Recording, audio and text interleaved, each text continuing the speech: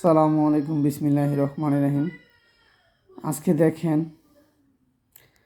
কি শুরু হয়েছে বাংলাদেশে।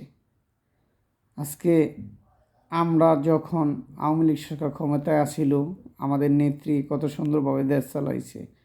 আর আজকে দেখেন ডক্টর ইউনূস কীভাবে দেশ চালাইতেছে। হাজার হাজার নেতাকর্মী মরতেছে, সাধারণ মানুষ মরতেছে,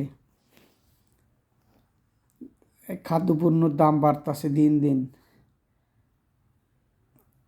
এরপরে দেখেন এই যে ছাত্ররা, সমন্বয়করা, আগে রিক্সা দেওয়া চলতো, এখন দামি দামি গাড়ি দেওয়া চড়ে, টাকা পায় কই? শুধু শেখ হাসিনাই দুর্নীতি করে গেছে।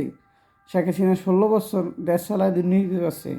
ওরা তো 3 মাস ধরে 2 মাস ধরে দেশ চালায় দুর্নীতি করতেছে। এর বিচার কে করবো? শেখ হাসিনা খুনি হয়, ডক্টর ইউনূসও খুনি নাকি?